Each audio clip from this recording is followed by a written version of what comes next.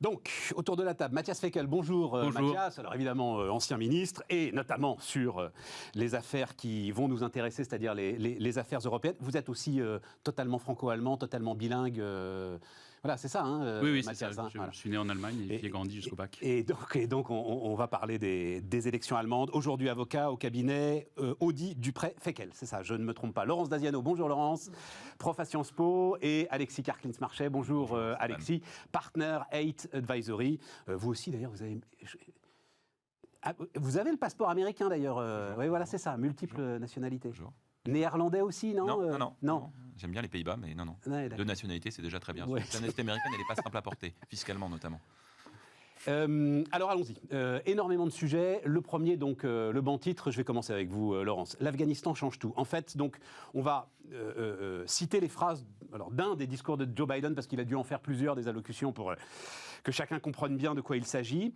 Il s'agit de mettre fin à une ère d'opérations militaires majeures visant à remodeler d'autres pays.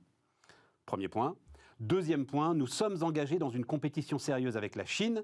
Nous faisons face à des défis sur de multiples fronts avec la Russie.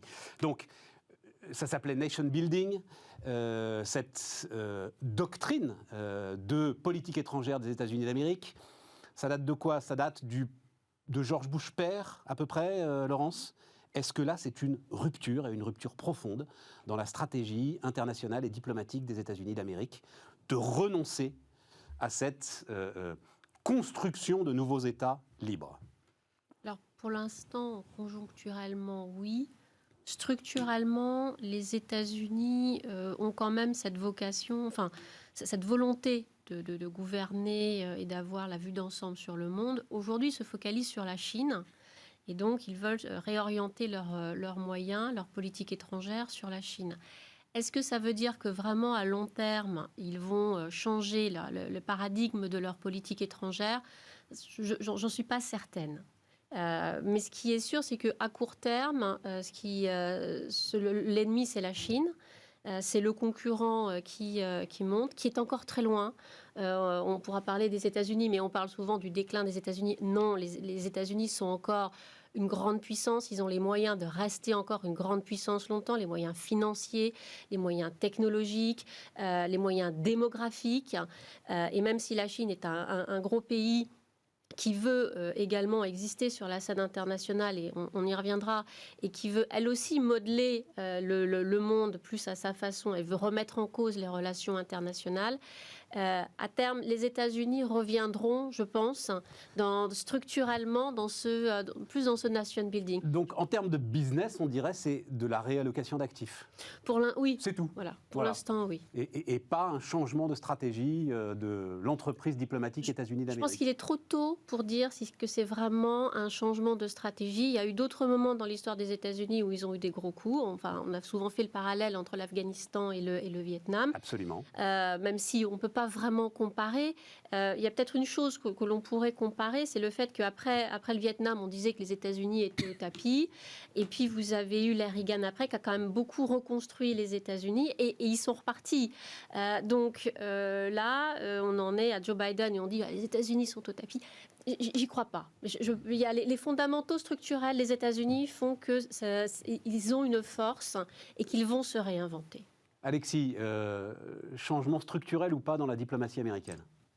Les États-Unis sont une nation qui sont tiraillées depuis les fondations entre l'isolationnisme et le messianisme.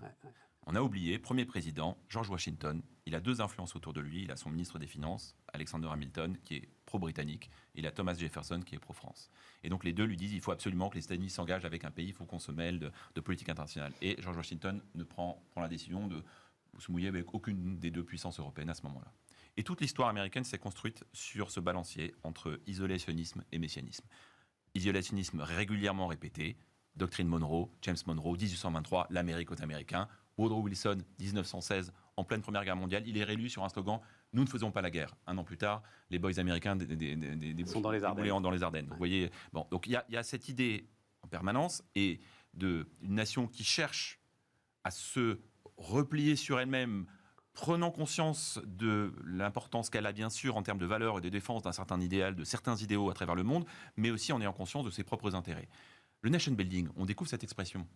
George Bush, fils, 2000, se fait élire en 2000, sur, notamment en politique étrangère, sur un slogan, il est temps d'arrêter d'envoyer nos troupes pour faire du nation building. Voilà, il le dit en 2000. Ça alors ? Nation building, vous reprenez le discours, 2000, il se fait élire là-dessus. Voilà, 2000. Mais pourtant, c'est ce qu'il va chercher à faire en Irak. Et pourquoi ? Parce que régulièrement, les États-Unis sont contraints de s'investir à l'étranger. Ça a été le cas en 1917. L'Irak, ils ne sont pas contraints. À chaque fois, il y a un phénomène déclencheur, et c'est très important dans la mentalité américaine, il y a un phénomène déclencheur qui entraîne l'interventionnisme américain. Ça a été le cas en 17, ça a été le cas après Pearl Harbor. Jusqu'à Pearl Harbor, les Américains, Roosevelt, n'ont pas très envie d'aller dans cette guerre. Mais bon. Grand débat historique. En tout cas, c'est Pearl Harbor qui le provoque. C'est Pearl Harbor qui le provoque. Qu'est-ce qui fait que les États-Unis se sont retrouvés en Afghanistan en octobre 2001 et 2 ans plus tard en Irak ? C'est leur choix, c'est leur décision.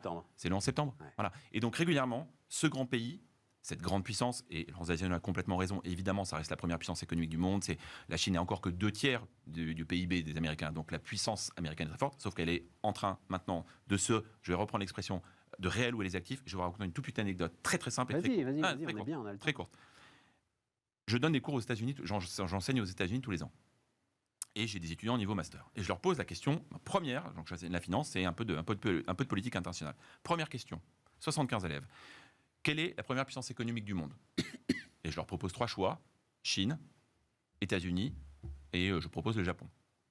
Vous avez 80% de la classe qui lève la main sur la Chine. Non. Oui. Donc l'obsession chinoise, elle est là. Il y a eu une forme de détournement pendant 20 ans parce qu'il y a eu l'obsession Moyen-Orient qui s'est imposée de fait après le 11 septembre, enfin qui s'est imposée. C'est comme ça que l'Amérique l'a faite. Mais la réalité, c'est que c'est un pays qui, aujourd'hui, est tout à fait d'accord avec Laurence, est complètement sur le sujet chinois, le leadership, surtout que la Chine est au cœur de la zone Indo-Pacifique et que la zone Indo-Pacifique, c'est là où se passe déjà le XXIe siècle et va se passer. Mais oui, alors, c'est 60. Anecdote pour anecdote, je faisais mes études à Nanterre dans les années 80 et déjà on nous expliquait que la zone Indo-Pacifique. Non, on parlait du Pacifique. On parlait du Pacifique, Stéphane. Si vous vous rappelez, on parlait du Pacifique. On disait la Chine, les États-Unis, on disait pas la zone Indo-Pacifique. Sauf qu'entre-temps, on a découvert que l'océan Indien, c'était très important et on le voit aujourd'hui. Mathias. Quand on lit et quand on écoute les discours du président américain, on a effectivement l'impression de la fin du néoconservatisme. Voilà. C'est cette tendance intellectuelle, conceptuelle, qui avait pris le pouvoir dans la tête et dans les processus de décision sous George W. Bush après effectivement le 11 septembre, et qui était très messianique, universaliste à sa manière, mais avec une volonté d'imposer à la fois les intérêts et une certaine conception des valeurs américaines dans le monde entier. Moi, ce qui me semble, c'est qu'au-delà de ce débat conceptuel, il y a une constante dans la diplomatie américaine, c'est la défense par les États-Unis de leurs intérêts. Donc, j'énonce une évidence, mais il y a une rupture peut-être, mais il y a surtout une continuité. Tout le monde pensait en Europe naïvement, Biden, ça sera le contraire de Trump, il est gentil, il est ouvert, il est bienveillant, il est généreux, le multilatéralisme sera de retour. Ce qu'on constate, c'est que depuis les présidences Obama et la présidence Trump, vous avez des tentations de désengagement américain des affaires du monde. Lorsque le président Obama, en 2013, fixe des lignes rouges à la Syrie, et puis au dernier moment décide d'annuler les raids qui avaient été décidés en cas de non-respect de ces lignes rouges, on est déjà un peu dans cette conception-là, de dire, voilà, nos troupes n'ont plus vocation à être partout dans le monde, et nous n'avons vocation à intervenir que lorsque nos intérêts stratégiques sont en jeu. Et effectivement, moi, je suis parfaitement d'accord avec ce qui a été dit auparavant. Bon. L'intérêt stratégique aujourd'hui pour les États-Unis, ou en tout cas dans l'esprit des décideurs américains, c'est la Chine. C'est sa montée en puissance, c'est son expansionnisme de plus en plus fort. Parce que moi, je me souviens aussi, lorsque j'étais, moi, élève, ce qu'on lisait beaucoup dans les manuels, c'est que la Chine avait vocation à être une puissance pacifique et finalement enfermée dans son précaré, dans ses frontières naturelles, et n'avait pas de volonté expansionniste. Ce qu'on constate aujourd'hui, à Hong Kong, à Taïwan, peut-être plus de force encore, c'est cela. Et donc, vous avez à la fois un enjeu international très fort, et puis un enjeu de politique intérieure. Parce que qui dit Chine dit aussi menace sur les classes moyennes et les classes populaires américaines, européennes, avec la concurrence, avec le dumping, avec l'absence de réciprocité dans les politiques commerciales. Donc c'est aussi tout cela. Ok. Et donc vous êtes tous les trois d'accord. Donc voilà. Et donc Biden en fait ce discours pour essayer de donner un petit peu de hauteur, on va dire ça comme ça, à un retrait qui était devenu plus ou moins inévitable. Mais on n'est pas sur une rupture stratégique, Laurence. Alors, effectivement, ce qui m'intéresse derrière, enfin, ce qui est venu assez rapidement, on parlera de l'Ukraine dans un instant, mais c'est Taïwan. Tout à coup, Taïwan, ça devenait une évidence, enfin, j'ai lu ça à droite à gauche, que Taïwan devait commencer à s'inquiéter, parce que si les Américains n'étaient pas capables de protéger l'Afghanistan, ils ne seraient pas capables de protéger Taïwan. Les enjeux ne sont pas les mêmes quand même, Laurence. Non, mais néanmoins, là je rejoins ce que vient de dire Mathias, quand on écoute Xi Jinping ou quand on lit Xi Jinping, pour lui, son dessein, c'est d'unifier la Chine. Et unifier la Chine, c'est la Chine continentale, c'est Macao, c'est Hong Kong et c'est Taïwan. Donc, qu'il y ait un problème Taïwan et qu'on soit confronté à une question Taïwan, je pense que là, ça fait plus... Mais c'est une question... enfin, ça fait un siècle que les dirigeants chinois... oui, et là... que les dirigeants chinois tous disent on va réunifier la Chine. Alors, mais là, vous arrivez... On est en Chine beaucoup dans le symbole. 2021, c'était les 100 ans du Parti communiste. 2049, c'est les 100 ans de la République populaire de Chine. Voilà. Donc là, d'ici à 2049, on va quand même s'attendre à ce que les choses bougent. Alors, comment est-ce que Xi Jinping va s'y prendre? Parce que Taïwan, et on pourra en parler, Taïwan, ça a aussi sa puissance en elle-même, on en parlera peut-être, que sont les microprocesseurs, qui sont très importants pour la Chine, puisque la Chine exporte ces microprocesseurs de Taïwan.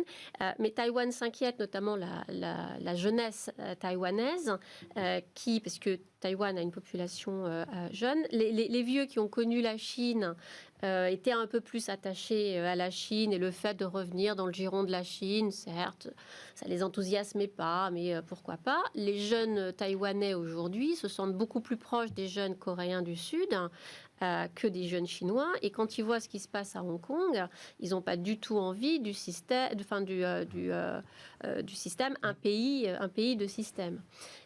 Donc Taïwan est un problème auquel on va être confronté. Est-ce que la Chine ira militairement? J'en suis pas sûre. Même si la Chine construit beaucoup militairement, même les experts occidentaux, notamment américains, sont assez partagés pour savoir si l'armée chinoise peut vraiment... C'est une opération amphibie assez compliquée. Les Chinois ont beau avoir des capacités, ils ne sont pas encore tout à fait au point. Il y a quand même les Américains. Mais à la limite... Mais est-ce que c'est un enjeu pour les Américains, Laurence? Ça dépend quand ça va arriver. Ça dépend, est-ce que l'offensive a lieu la veille d'une élection présidentielle?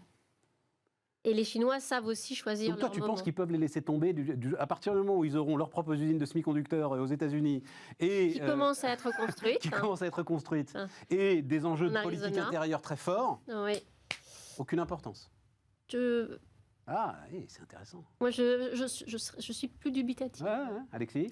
Pour l'instant, les États-Unis sont en train de continuer à construire cette... entre guillemets, animosité, cette prise de conscience du leadership mondial. Parce que le sujet américain aujourd'hui, c'est le leadership mondial. Et Taïwan va être, à mon avis, le prochain sujet. Le leadership mondial. C'est le leadership mondial, c'est pas leur crise intérieure. Stéphane, le cinéma Hollywood nous dit tout. Dans les années 30, Chaplin, c'est le dictateur. D'accord? Donc l'ennemi, c'est l'Allemagne. Vous regardez Hollywood, vous savez toujours qui est l'ennemi. Dans les années 60-70, des films sur la guerre froide. À la fin des années 80, Piège de cristal que vous connaissez par cœur, Bruce Willis. Où est-ce que ça se passe? Ça se passe à la Nakatomi Plaza. C'était le Japon qui devenait le grand ennemi, parce que le Japon rachetait tout. Il rachetait Hollywood, il rachetait la banque. Pendant quelques années, ils savent faire des voitures qui tombent pas en panne. Les Toyota, c'est merveilleux. Le Honoïsme, le Toyotisme, c'est merveilleux. C'était l'avenir. Bon. Aujourd'hui, vous allez voir petit à petit. Il y a eu parce que c'était un passage qui m'avait beaucoup frappé. Il y a eu le passage sud-africain. Alors, il y a un piège de cristal sud-africain et il y a un arme fatale. Exactement. Sud-africain. Exactement. Voilà. L'apartheid, au moment où les États-Unis énormément de mal en Afrique du Sud. Voilà, au moment où les États-Unis sont en train de remonter la pression sur l'Afrique du Sud raciste. Voilà. Et donc là, vous allez voir qu'on va, dans les 10 prochaines années, à mon avis, il y aura un film sur Taïwan. Pourquoi? Parce que Taïwan, The Economist a surnommé Taïwan l'endroit le plus dangereux de la planète. Ouais. D'accord? C'était il y a quelques mois. Ouais. Alors, c'est peut-être un peu exagéré, mais c'est quand même, il y a une réalité. Ce qui peut... Donc tu penses, toi, qu'ils la défendront? Je pense que la Chine va réfléchir à 2 fois avant d'attaquer Taïwan, contrairement à Hong Kong. Pourquoi ? Parce qu'à Hong Kong, il y a l'idée que, de toute façon, la rétrocession, elle a eu lieu en 97, elle était prévue, on va accélérer un peu le tempo, on a fait croire à tout le monde qu'il y aurait un pays de système, et on va accélérer le tempo. Taïwan, c'est pas comme ça. Taïwan, il y a une force, c'est que c'est 23 millions d'habitants, Hong Kong, c'est 7 millions, et en plus, ça touche, c'est dans la baie de la rivière des Perles, la continuité territoriale. Là, tu n'en as pas. Donc, qu'est-ce qui se passe ? Qu'est-ce qui va se passer ? Typiquement, eh bien, on va être sur un sujet où, attention, est-ce que la moindre invasion ou moindre tentative militaire est susceptible de déstabiliser l'économie mondiale ? Si demain, la Chine se mettait à être un peu plus agressive à l'égard de Taïwan, effondrement des bourses, au risque d'effondrement des marchés, risque de pénurie, notamment sur les semi-conducteurs et sur tout l'électronique. Tu casses le monde électronique, ça fragilise la Chine. Or, la Chine a une peur bleue, il ne faut jamais l'oublier. Son objectif, c'est de la croissance, parce que sans croissance, il y a un risque de subversion politique, et ça, c'est la grande crainte des dirigeants chinois. Donc, tout ce qui peut être de nature à fragiliser la croissance, ce ne sont pas les Américains qui vont sauver Taïwan. C'est Taïwan, parce que Taïwan a une place centrale dans un des secteurs absolument majeurs de l'économie. C'est ça la meilleure protection de Taïwan, à mon sens. Donc TSMC, mais je crois que tous ceux qui regardent cette émission le savent, c'est quoi ? C'est 60% du marché de gros, mais c'est plus de 80% des semi-conducteurs de très haute capacité, les plus fins, etc. C'est très important pour le monde. C'est très important pour le monde. Et donc Taïwan a un pouvoir, a un levier. C'est une question de levier. Mathias ? Vous annonciez tout à l'heure qu'on ne parlerait pas d'économie, et finalement, tout y mène quand même. Et je suis d'accord. Je dis ça sur le ton de l'humour, mais la situation est évidemment tout sauf amusante. Je suis d'accord sur la clé de lecture économique de ce sujet. À la fois sur les velléités chinoises à Taïwan ou non, elles seront guidées par des intérêts économiques, et par ce que fera l'Occident, au sens large. Moi, je ne vois pas... Il faut toujours se méfier des pronostics parce que les événements peuvent s'emballer. Mais je ne vois pas l'Europe, les Américains envoyer des soldats, des jeunes, de leurs ressortissants, mourir à l'autre bout du monde parce que tout d'un coup, il y aurait une annexion. C'est terrifiant, mais regardez ce qui s'est passé à Hong Kong, où vous aviez là aussi une jeunesse formée. Oui, mais c'est pas pareil, Alexis. Il y avait une rétrocession qui était prévue. Oui, mais dans la rétrocession, il y avait des traités internationaux qui, de manière très précise, prévoyaient des droits, prévoyaient la liberté de la presse. D'accord, mais déchirer un traité, c'est pas la même chose que d'envahir une île. Non, vous avez raison. Mais on va en reparler avec l'Irlande d'ailleurs, si on a le temps de parler. Oui, mais avec beaucoup d'endroits dans le monde, je pense qu'au-delà d'indignation tout à fait fondée par ailleurs, je ne sais pas si politiquement il y aura une volonté politique d'enclencher une offensive là-dessus, sauf, encore une fois, s'il était considéré que des intérêts stratégiques étaient en jeu là-bas pour l'économie internationale. Attendez, parce que je pense Allemagne de l'Ouest, Allemagne de l'Est. Économiquement, le choix n'est pas rationnel. On va pas refaire l'histoire de la réunification. C'est un choix politique, profond, historique, etc. Bon, et pourquoi il en serait différent de la volonté des dirigeants chinois par rapport à Taïwan ? C'est une histoire. Ah oui, d'accord. C'est un bout amputé de la Chine. La province rebelle. Et est-ce que... oui, en plus, historiquement, il appelle la province rebelle. Le Kuomintang va là-bas, etc. Et donc, est-ce que vraiment, c'est des facteurs économiques qui suffiront à empêcher la volonté des dirigeants chinois d'aller au bout de leur projet ? Après, si on repart sur l'économie, mais sur l'économie chinoise, il y a deux choses. D'une part, il faut absolument qu'il y ait de la croissance. Et la croissance, il y a deux manières, il y a deux systèmes pour l'avoir. Vous avez un système où l'économie est un peu plus est libre, et donc elle va générer sa croissance, et une économie plus dirigiste, où l'État est plus présent et dit où est-ce qu'il faut investir pour faire la croissance. La Chine est en train de basculer d'un système à un autre avec la reprise en main de l'économie par Xi Jinping. Néanmoins, les microprocesseurs sont vraiment très importants. La Chine, aujourd'hui, produit 15% de ces microprocesseurs. Son objectif, c'est d'arriver à 70%. Parce qu'elle est très dépendante de Taïwan. Taïwan, ses deux plus gros clients sont les États-Unis et la Chine. Enfin, TSMC, ses deux plus gros clients sont les États-Unis et la Chine. Or, la Chine a lancé dans son dernier plan quinquennal, là, au mois de mars, un plan d'investissement dans la recherche et le développement qui est l'équivalent de 7% de son PIB. Donc, elle investit très fortement dans la recherche et le développement, notamment dans les semi-conducteurs, parce qu'elle veut devenir pratiquement autosuffisante. Oui, Laurence, ce que je dis, c'est, alors vous le savez, l'histoire nous apprend bien que, les motivations sont d'abord économiques tant qu'on est rationnel. Et puis, à un moment, dans l'histoire, les leaders deviennent irrationnels. Non, mais de quelle rationalité parle-t-on? Parce que la rationalité que nous avons, nous, Européens, et nous, Français, cartésiens, n'est pas la même que la rationalité... Alors, le scénario... alors, on en reparlera, mais en fait, on va faire une émission lundi totalement consacrée à la Chine. Mais scénario d'un pays qui a quand même du mal à redécoller, à repartir à la vitesse, à la force qui est nécessaire effectivement pour sa stabilité politique et sociale. Et donc... je crée un grand élan patriotique. Enfin, on l'a vu dans l'histoire. Voilà. C'est pas contradictoire. C'est-à-dire que la Chine fonctionne aujourd'hui. Enfin, le régime bénéficie d'une forme de stabilité. D'abord par les moyens de répression qui sont mis en œuvre, et puis parce que des dizaines de millions de Chinois sortent de la pauvreté chaque année. Le jour où ça s'arrête, soit les choses s'effondrent, soit vous avez besoin d'exutoires. Donc c'est pas contradictoire. Vous pouvez très bien avoir tout d'un coup une mobilisation, un déchaînement nationaliste, des énergies qui sont concentrées sur l'objectif taïwanais parce que les choses ne fonctionnent plus comme elles fonctionnent aujourd'hui. Donc dans l'approche économique, j'intégrais ça aussi, mais vous avez parfaitement raison, vous pouvez avoir, l'histoire malheureusement en est pleine et la France elle-même est de moins en moins cartésienne, me semble-t-il, vous avez des déchaînements de violence, tout d'un coup d'irrationalité, c'est parfaitement possible et la tension aujourd'hui à Taïwan est quand même assez palpable. Hein. Oui, absolument.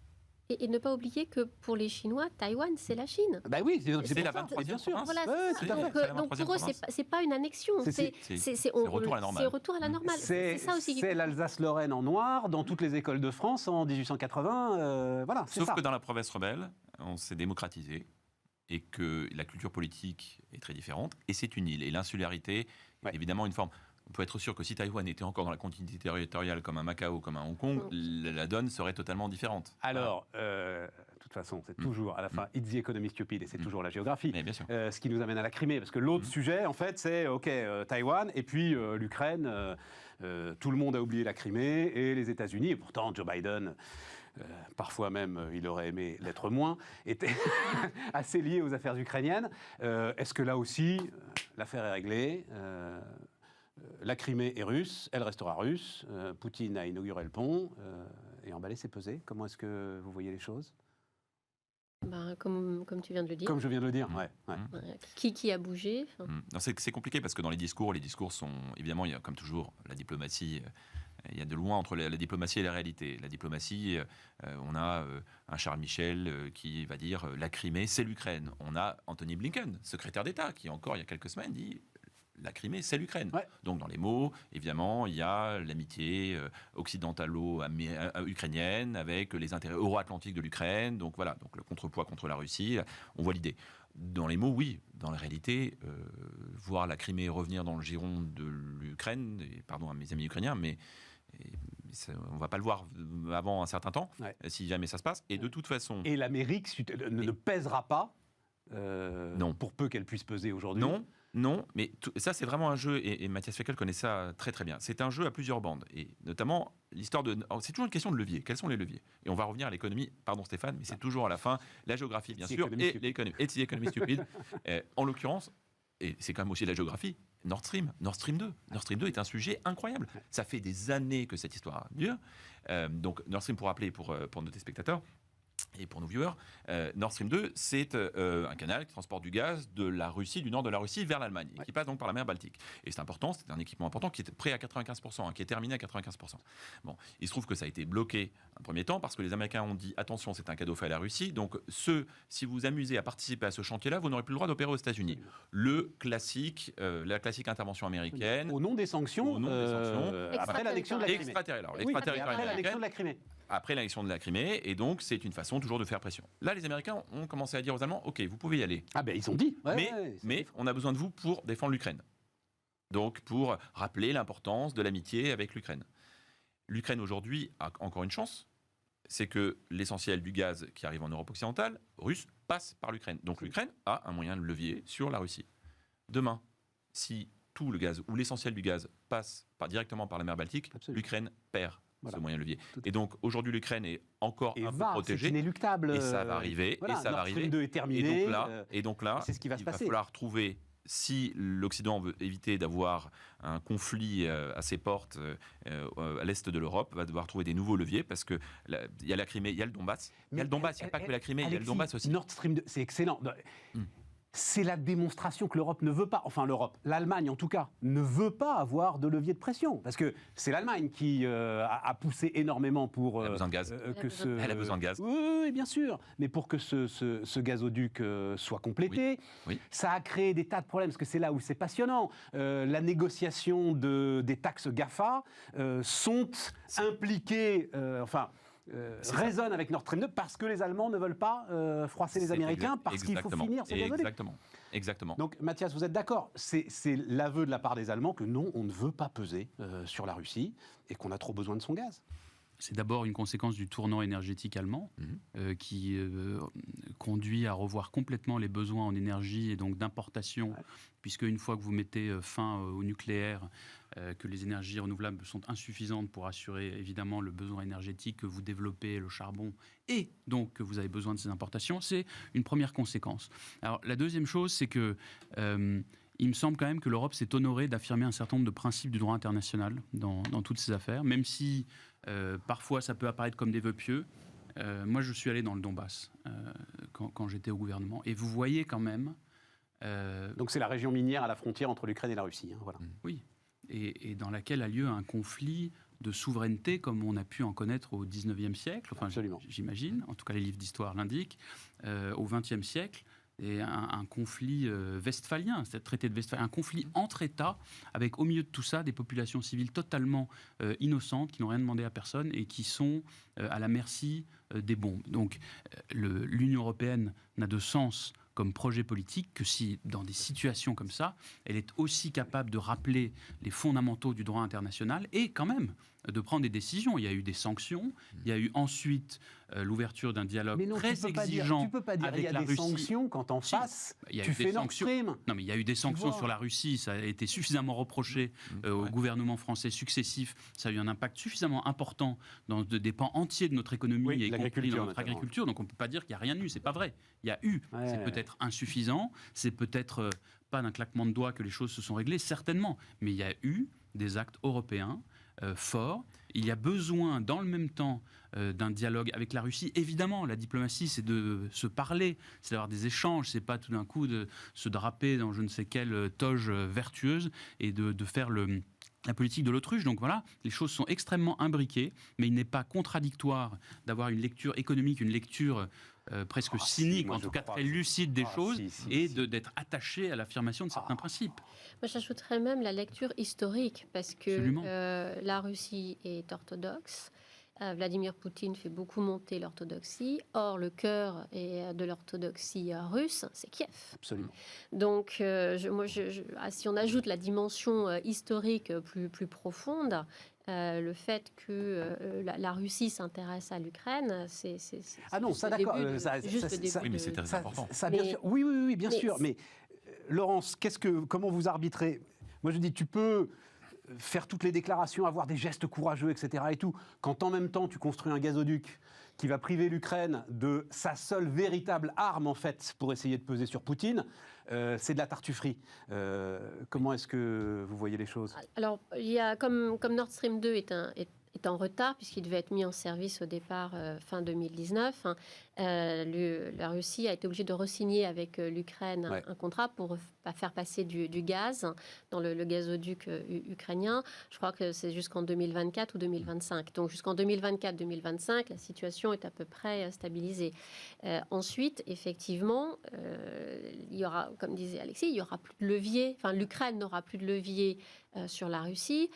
L'Ukraine étant aussi un pays qui a quand même du mal à faire face à la corruption dans le pays, qui a du mal économiquement, donc qui n'a pas réussi non plus à construire une nation, et pour qui le fait de partir en guerre, on en parlait, le fait de faire un conflit, c'est aussi une manière de détourner l'attention. Laurence, quand tu as 30% de ton territoire et des régions minières importantes qui sont sous les bombes, comme le dit Mathias, c'est un peu compliqué aussi de construire une nation et de dynamiser l'économie. On peut leur accorder ça, quand même. On peut leur accorder ça, mais néanmoins, même avant, ils ne l'avaient pas fait. Oui, d'accord. Donc D'ailleurs, les Américains... Un mot, Alexis, il faut qu'on marque une... Non, mais les Américains le disent très bien.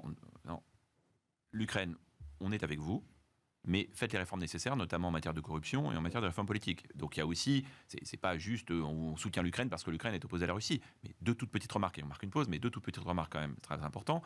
Effectivement, comme on l'a dit tout à l'heure pour la Chine vis-à-vis de Taïwan, dans l'esprit, c'est un peu moins fort, il ne faut pas faire des comparaisons trop faciles, mais dans l'esprit de beaucoup de Russes, l'Ukraine, c'est la même sphère culturelle, c'est la même sphère religieuse. L'État russe, ils étaient originaires de Kiev et de la région de Kiev, d'accord, avant de monter. Donc c'est un premier point très important. Deuxième point, on a tendance parfois, et c'est un pays que j'adore, je vais tous les ans en Russie, j'ai le bonheur de travailler avec des entreprises, et notamment des entreprises françaises qui réussissent très bien en Russie. Il ne faut pas oublier que le PIB de la Russie, c'est moins que l'Italie, c'est à peine plus que l'Espagne. Donc quand on parle de la Russie, évidemment, puissance militaire, puissance minière, etc., mais en termes de PIB, en termes de puissance économique pure, on n'est pas du tout sur le même niveau que la Chine. On est plus petit, c'est moins de production que l'Italie. Donc il y a quand même des moyens de pression, c'est pas l'Ukraine qui les a. C'est pas l'Ukraine qui les a, ce sont les pays qui commercent avec la Russie. Et donc l'intérêt pour l'Ukraine, c'est d'arriver à avoir des alliés suffisamment forts qui soient prêts à se dire, si jamais la situation se détériorait à partir de 2024-2025 en Ukraine, voire même avant, si ça se passait vraiment très très mal, que l'Ukraine puisse se tourner vers des puissances alliées et que les puissances alliées puissent se retourner sur des sanctions économiques. Il y a les moyens, on les a beaucoup critiqués. Il n'empêche que c'est quand même, ça peut être assez efficace, même si c'est critiquable, et qu'il faut bien sûr dialoguer avec la Russie, qui a un rôle évidemment majeur sur la planète. On marque une pause, les amis, on se retrouve dans un instant.